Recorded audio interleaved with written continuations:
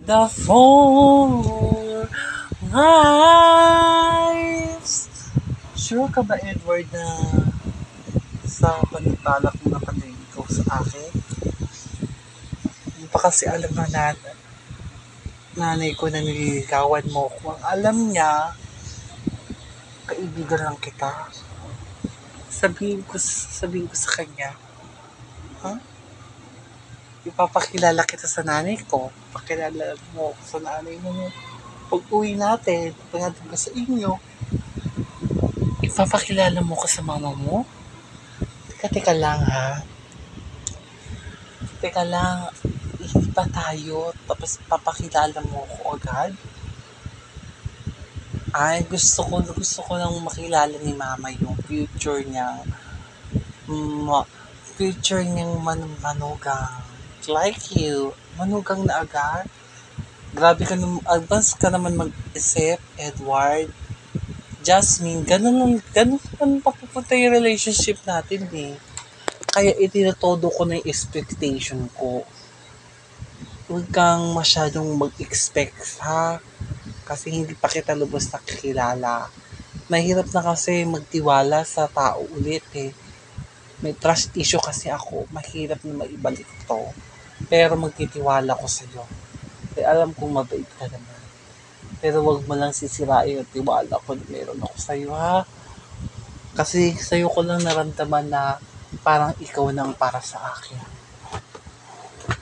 Hindi kita sasaktan, Jasmine. Pinapangako ko yan sa'yo. Ikaw lang mamahalin ko pang habang buhay. Sana totoo yung sinasabi mo. Ha? Sana totoo yung sinasabi mo, Edward. Dahil ako lang yung inaasahan sa pamilya namin. Sa oras na nililigawan mo ko, sa oras na naligawan mo ko, hindi ako makakapag-focus sa pagtatrabaho. Mawawala yung focus sa pagtatrabaho dahil pinag-aaral ko pa yung kapatid ko na bunso. Huwag kang mag-alala.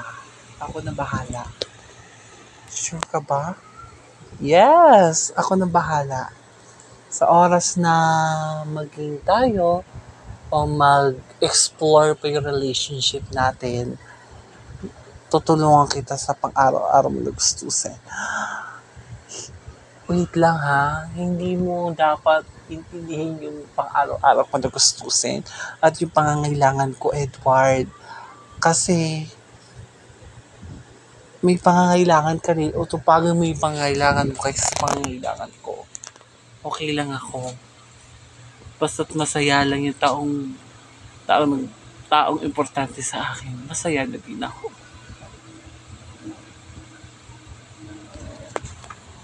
Nasaan na kayo sila Jasmine at Edward, tita? Hindi ko lang alam. Baka nagmo-moment yung silang dalawa. Oh my gosh, magkakajowa na ulit ang kaibigan ko. Sana hindi na matulad yung Edward na yan sa last jowa niya na si Louie, na sinaktan lang siya ng paulit-ulit. Hindi naman siguro mangyayari yun kung hindi siya magpapunto sa lalaki na yun. Kasi paulit-ulit siyang niloloko, sige pa rin siya ng sige, ayun tuloy. O, ano nangyari? Di ba parang wala na ba nangyari? Nasaktan lang siya ng paulit-ulit. Para lang siyang tangang nagpakatanga sa lalaking hindi naman siya mahal kung hindi pinapaikot lang siya.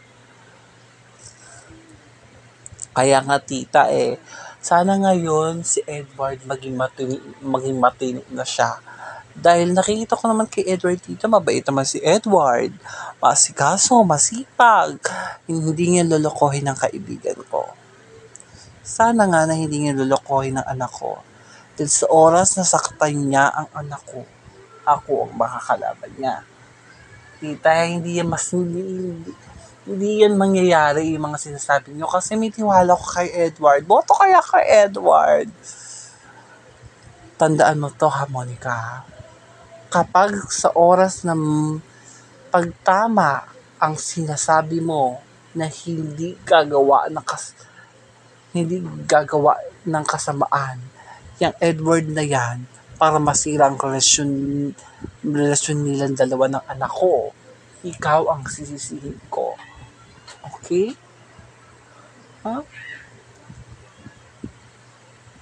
Kung tama ako, nasasaktan niya lang ang anak ko, ako mismo ang magpapalayo sa anak ko dyan sa lalaki na yan.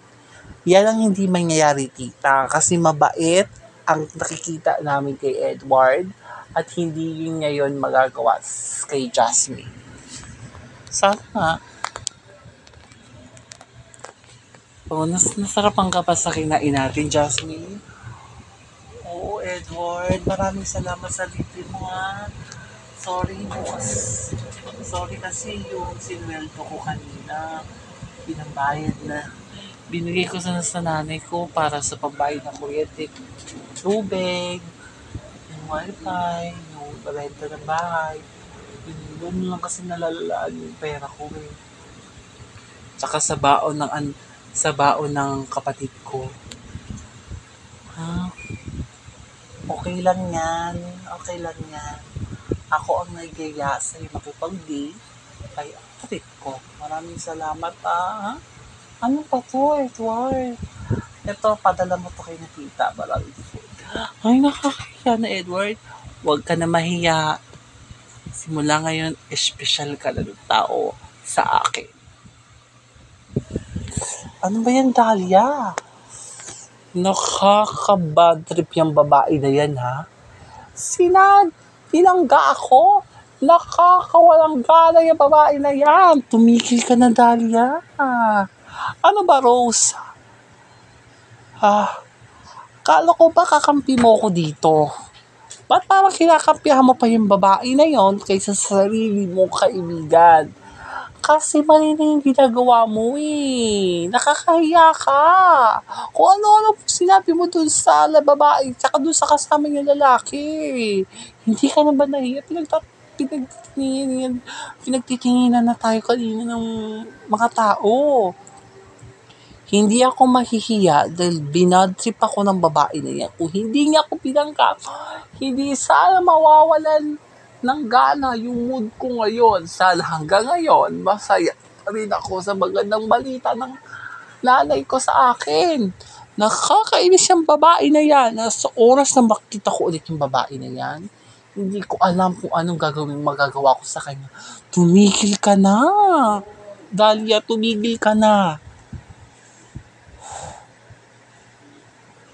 Tumigil ka na kasi. Ay, Tita, bakit?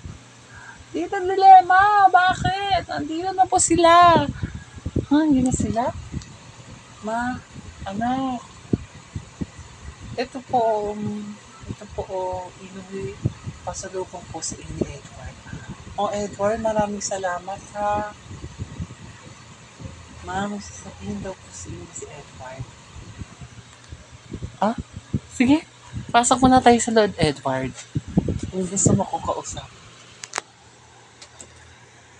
Tita, may sasabihin lang po ako sana sa inyo tungkol sa anak ninyo. May sasabihin ka tungkol sa akin, tungkol sa anak ko? Okay, ano yung sasabihin mo? Sasabihin ko lang po, pwede ko pong ligawan si Jasmine. Liligawan mo yung anak ko? 60. Sa lahat ng kasi Edward, yung last boyfriend niya, paulit-ulit yung sinasaktan. Kasi pinaulit-ulit niyang patawarin at paulit-ulit lang din siya nasasaktan sa last boyfriend niya. Sana hindi niya maranasan yun sa'yo. May tiwala ako sa'yo na hindi mo gagawin yan sa anak ko. Sa oras na maging kayo, huwag kang gagawa ng isang dahilan para masaktan ang anak ko. Kung hindi, ako ang makakalaban mo. Okay? Sabihin na natin, parang nagagalit ako, pero gusto ko nang protektahan yung anak ko laban sa'yo. Pero hindi ako galit sa'yo, Edward, ha? Sinasabi ko lang yung pagmamahal ko sa anak ko kasi mahal ko yung anak ko. Naiintindihan ko po, tita. Pero sa sinabi mo sa akin na gusto mo ligawan ng anak ko, sige, papayag ako.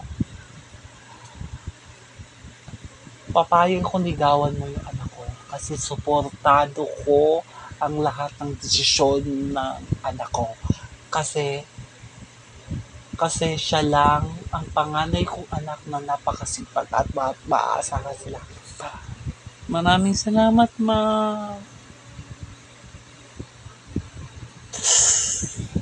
Oh my gosh! Kamusta na kaya ang date ng ating hindi daw babaero na si Edward at yung Jasmine? Nakakakilala niya lang ng isang araw. Ngayon, kadate niya na. Grabe talaga si Edward. Pasabi-sabi pa na hindi daw siya gagaya sa atin, pero siya, kagaya-gaya pa rin. Nakakainis yung lalaki na yan, ha? Nakakagigil yan. Ano susugurin ko yung lalaki na yon? Tita? O Edward? May gusto mo din sana ko ipagpaalam sa inyo after after work po ni Jasmine. Gusto ko po siyang imbitahan sa bahay po namin para makilala din niya po yung nanay ko. Okay. Sige. Sige po. Jasmine, nauna na ako, ha. Edward, maraming salamat, ha. Sobrang saya ko ng experience na nakapag-date sa isang kagaya mo. Maraming salamat. Thank you. Sige, uwi na ako. Bye-bye, Edward. Oh my God, bestie. Nakakaloka. Super duper killing to the max. Ano ba yung sinasabi mo, Monica? Oh my God, Dusty, sinasabi ko na nga ba eh. Papayag si Tita Dilima na ligawan ni Sir Edward si Jasmine. Maraming salamat sa suporta niyo sa paliligaw sa akin ni Sir Edward. Tingin ko naman mabait yung amo mo eh. Kaya may tiwala ko na hindi ka sasaktan.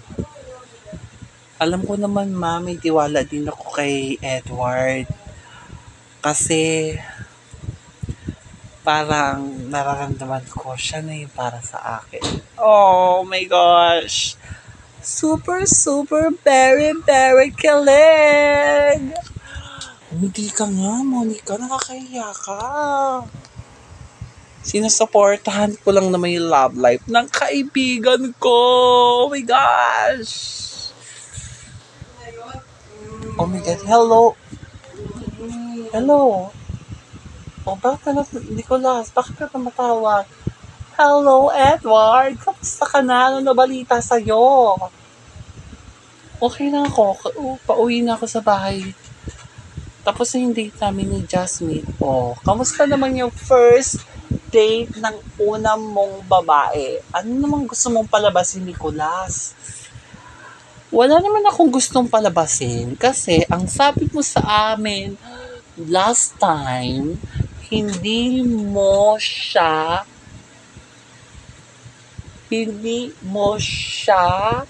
hindi ka pumunta rito para magbabae. Pero nung nakita mo yung Jasmine, parang nagbago yung ihip ng hangin. Yan ang gusto mong tumbukin sa akin. Okay. Kasi nababaitan lang ako kay Jasmine. Kaya gusto ko siyang ligawan. Pero teka. Pero teka, Edward. Kamusta naman yung pag-amin mo sa nanay ni Jasmine, pumayag siya, naligawan ko si Jasmine. Oh my gosh! Ito ha, sinasabi ko sa'yo, Edward ha, kapag naging kayo ni Jasmine, nako, magtino ka na, huwag kang gagawa ng ikasisira ng relasyon nyo. Ay, ikaw pa talaga nagsalita sa akin yan. Hindi mangyayari sa akin yan, no. Hindi magiging tulad ako, ninyo. Grabe ka naman magsalita. Hindi naman, no. Hindi naman kami tulad, hindi naman kami ganyan. Sakto lang. Ganon rin yun. Grabe, nakakaloka. Okay. Loka na akong loka, pero yun talaga yung totoo for me, di ba? Di ba totoo lang naman yung sinasabi ko? Yun lang naman yung para sa akin at totoo lang yung sinasabi ko, Edward. Sige na nga, nagdadrive ako. Okay, bye-bye. Abangan sa The Four Wives. Ma, Edward, bakit ka nandito? Di ba nasa Tagaytay ka? Gusto ko lang pumakilala niyo si Jasmine. Sino yung babae na yan? Siya po yung nililigawan ko. Yang babae na yan, yung nililigawan mo? Ha? Di ba sabi ko sa'yo, pumunta ka sa Tagaytay para sa trabaho. Pagdating mo dito sa bahay, nag-uwi ka pa ng babae. Nakakahiya ka. Ano nakakahiya sa ginagawa ko, ha? Yun lang naman totoo lang naman yung sinasabi ko, eh. Bakit ka nag-uwi ng babae dito? Ma! The fun!